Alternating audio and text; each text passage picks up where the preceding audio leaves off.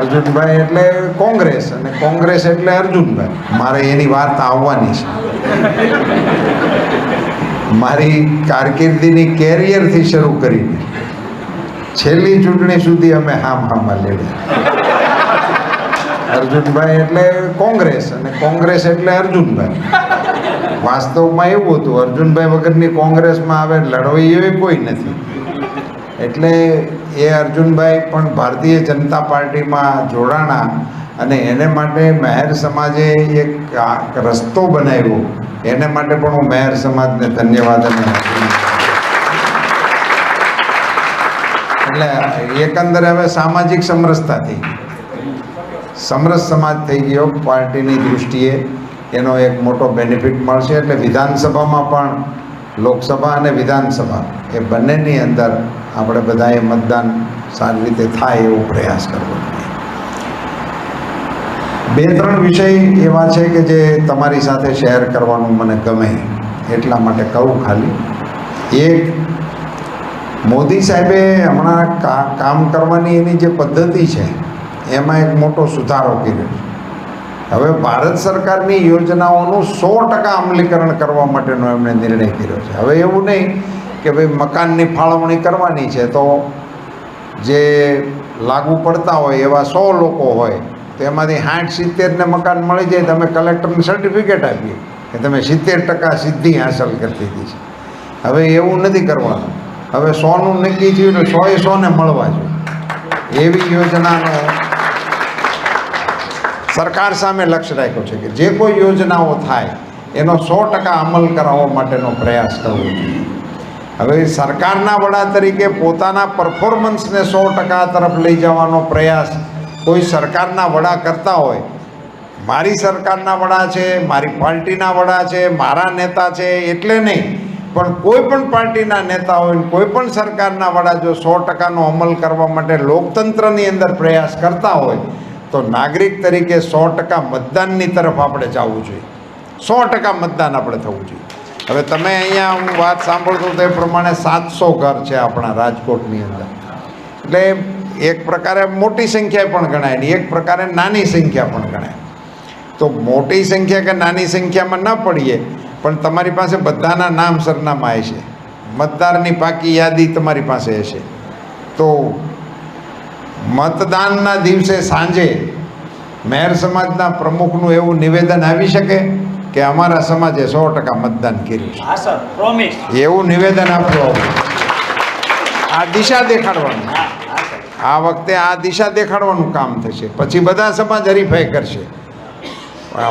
આપણે ઇન્ટેક્ટ છીએ, નાનો સમાજ છે તો થઈ શકે. તો એને માટેનો આપણે પ્રયાસ થાય તો એક મતદાનની અંદર 100%ના પ્રયાસવાળી વાત આ વખતની ચૂંટણીમાં એક નવો રાહ ચીંધવાનું એ કામ આપણા સમાજના માધ્યમથી થાય એવી એક વિનમ્ર અપીલ આપની વચ્ચે કરું છું. એક વાત મારે અહીંયા અવશ્ય કહેવી છે, મોડું થયું છે, ભાષણ કરવાનો કોઈ ઈરાદો નથી અને આવી સરસ ખાતરી આપણા પ્રમુખશ્રી આપતા હોય કે અમે 100% આપીશું, પછી કંઈ વિષય કહેવાનો હોય, પણ એક વાત અવશ્ય મને કરવી ગમે એટલે કરવી છે. આઝાદીના 75 વર્ષ પછી આપણા દેશના નૌકાસેનાના ધ્વજની અંદર બ્રિટિશ ચિહ્ન હાલતું. તમને કેવું લાગે છે?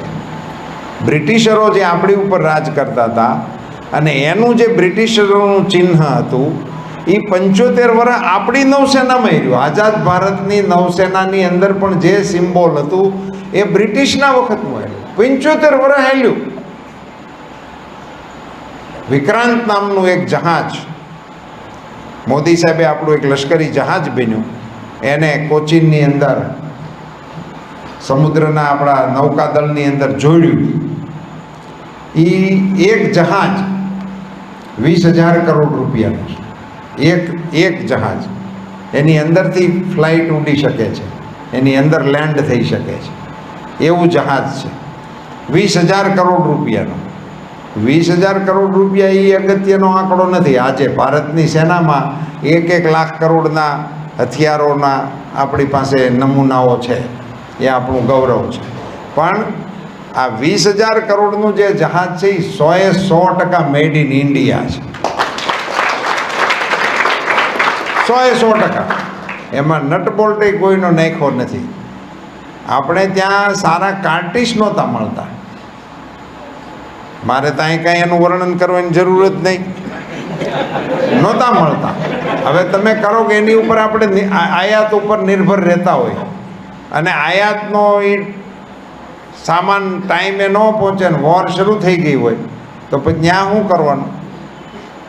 આપણી વાસ્તવિક સ્થિતિ આવી હતી.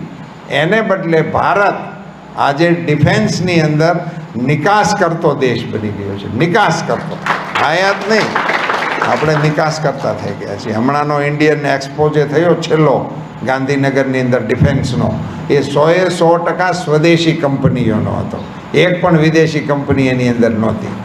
આ બધી આડ વાત છે, પણ મેં વાતની શરૂઆત કરી હતી પહેલાં સિમ્બોલથી. નૌકાદળની અંદર સિમ્બોલ બ્રિટિશનું હતું ને આ જહાજ મોદી સાહેબે છોડ્યું તે દિવસે નરેન્દ્રભાઈ મોદીએ એ સિમ્બોલને ભૂંસી નાખ્યું. તાળીઓને બચાવીને રાખો, તાળીઓને બચાવીને રાખો. સિમ્બોલ કાઢી નાખ્યું એક વાત છે, પણ ત્યાં જે સિમ્બોલ રાખ્યું એ સિમ્બોલ છત્રપતિ શિવાજી મહારાજના નૌકાદળમાં જે હતું એ સિમ્બોલ. આની ચર્ચા બહુ ઓછી થઈ, આની ચર્ચા કોઈએ ન કરી. આમાં આની કોઈ ડિબેટ ન થઈ કે ભાઈ છત્રપતિ મહારાજના નૌકા. અને પહેલાં તો મોટાભાગના યંગ જનરેશનને તો એ પણ કદાચ ખ્યાલ નહીં હોય કે શિવાજી મહારાજને નૌકાદળ પણ હતું. મોટાભાગના લોકો આપણે શિવાજીને નૌકાદળના દ્રષ્ટિથી નહોતા જોતા. એનું આપણે એમ કે મહારાષ્ટ્રની આજુબાજુના વિસ્તારમાં એમનું સામ્રાજ્ય હતું, પણ એને નૌકાદળ પણ હતું એ આપણે ઓછા લોકો જાણે છે. અને એના નૌકાદળનું જે નિશાન હતું એ હવેથી ભારતના નૌકાદળનું નિશાન છે. આ એક વાત ઉપર 65 વખત મત આપવો પડે કે નહીં? આ એક વાત ઉપર 5-7 વખત મત મારવા જોઈએ કે ન મારવા જોઈએ?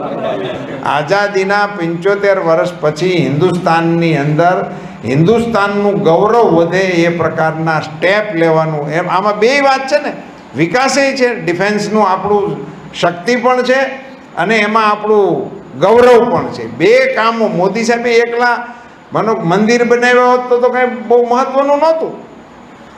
રામલલ્લા આવ્યા, રામ મંદિર બન્યું, પણ એની હારવાર 5 કરોડ ઘર નાગરિકોના બન્યા, પછી રામલલ્લાનું મંદિર બન્યું. દેશના વિકાસની સાથે ગૌરવને જોડવાનો પ્રયોગ આઝાદી પછી પહેલી વખત શક્તિશાળી રૂપે નરેન્દ્રભાઈ મોદીએ કર્યો છે. આ નિર્ણય તમે માનો છો કે નરેન્દ્રભાઈ મોદી વડાપ્રધાન ન હોય તો આ કાંઈ થાય? આવું કાંઈ થાય એવું લાગે છે?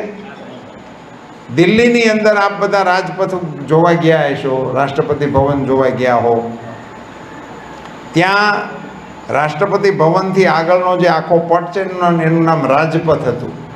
મોદી સાહેબે એનું નામ બદલ્યું છે, એનું નામ કર્તવ્ય પથ પાડ્યું છે. અને એ કર્તવ્ય પથ ઉપર જ્યોર્જ પંચમનું બાવલું હતું.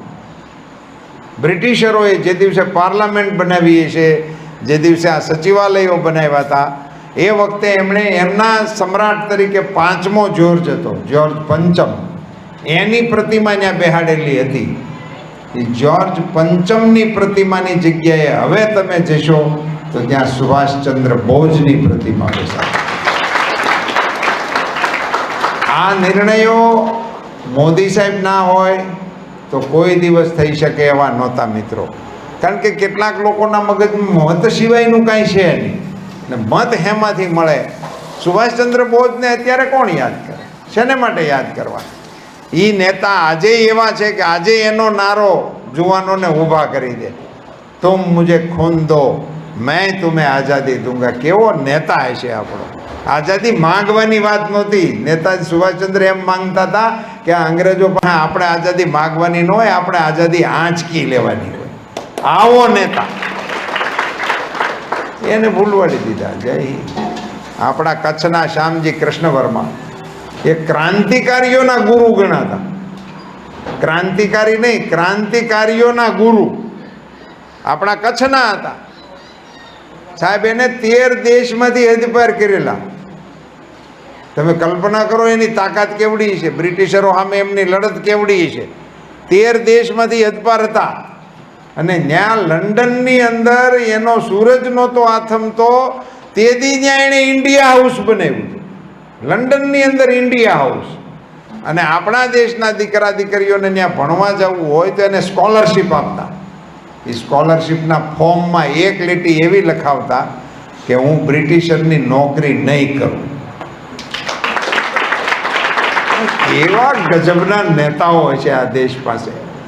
હું બ્રિટિશમાં ભણવાનું બ્રિટનમાં, ભણવાનું લંડનમાં, અને એની કોલેજમાં એની યુનિવર્સિટીમાં ભણનાર છોકરા પાસે લીટીમાં લખાવવાનું કે એની બ્રિટિશરની નોકરી હું નહીં કરું, દેશ માટે કામ કરીશ. એવા આઝાદીની લલકવાળા નેતાઓ લડતા લડતા થાક્યા.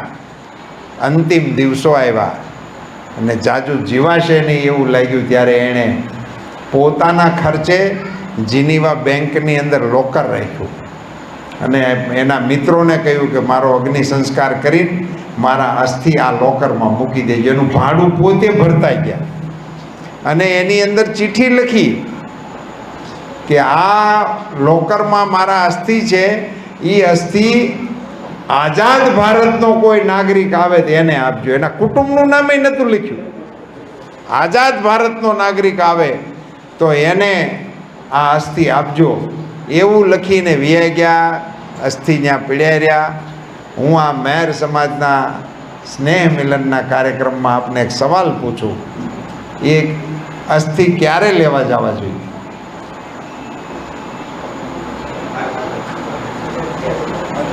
પંદરમી ઓગસ્ટે આઝાદ થયા, 16મી ઓગસ્ટે કોકને મોકલવો જોઈએ ને.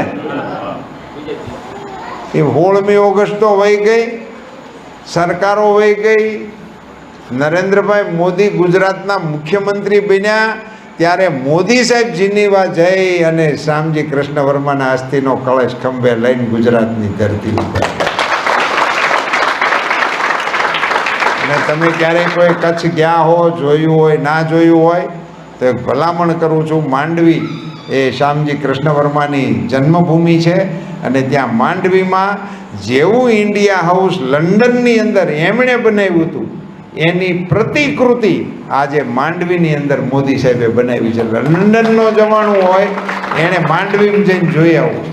આઝાદ ભારતનું આવું તીર્થ નિર્માણ કરવાનું કામ નરેન્દ્રભાઈ મોદીએ કર્યું છે. મિત્રો, તમને એમ લાગે છે કે આવો માણસ દેશનું નેતૃત્વ કરતો હોય અને ત્રીજી વખત એને વડાપ્રધાન બનાવવાના હોય તો હું તો એનું માધ્યમ છું ને નિમિત્ત છું.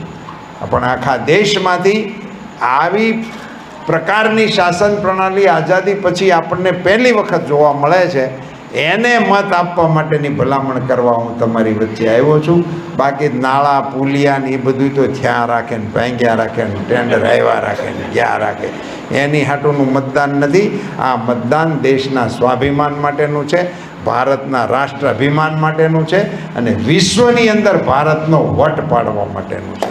એ માટેનું મતદાન કરવાનો આપણી વચ્ચે અવસર છે. ત્યારે પોરબંદર વિધાનસભા, પોરબંદર લોકસભા, રાજકોટ લોકસભા અને જ્યાં પણ આપનો પરિવાર હોય ત્યાં બધે કમળના નિશાન ઉપર મતદાન કરવા માટેનો પ્રયાસ કરજો અને 100% વાળી ભૂમિકાને યાદ કરી અને એ ન્યૂઝ છપાય એનો મને પહોળા છે એવું મારા મનમાં કહેવું છે.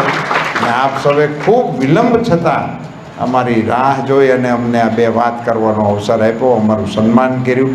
એ માટે સમાજનો, સમાજના પ્રમુખશ્રીનો અને આપ સૌનો અંતઃકરણપૂર્વક આભાર. ભારત માતા કી ધન્યવાદ.